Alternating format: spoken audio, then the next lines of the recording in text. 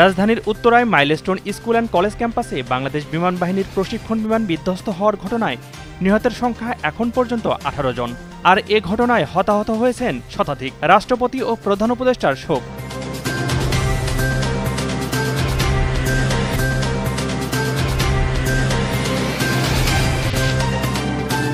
রাজধানীর উত্তরায় milestone school and college ক্যাম্পাসে বিমান বিধ্বস্তের ঘটনায় আহতদের চিকিৎসার জন্য বিদেশ থেকে চিকিৎসক আনা হবে বলে জানিয়েছেন আইন উপদেষ্টা ডক্টর আসিফ নজরুল। বিকেলে জাতীয় বার্ন ইউনিটে আহতদের দেখতে গিয়ে সাংবাদিকদের একথা জানান তিনি।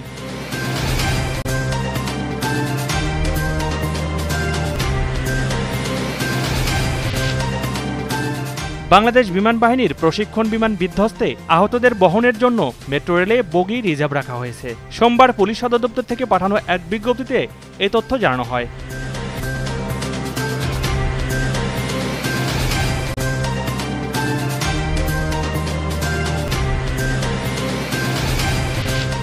বিমান বিধ্বস্তের ঘটনায় বিএনপি সহ সকল অঙ্গ সংগঠন এবং বিএনপির স্বাস্থ্য টিমকে আহতদের সহায়তায় নির্দেশ দিয়েছে বিএনপি। এ ঘটনায় দলটির ভারপ্রাপ্ত চেয়ারম্যান তারেক রহমান সমবেদনা জানিয়েছেন।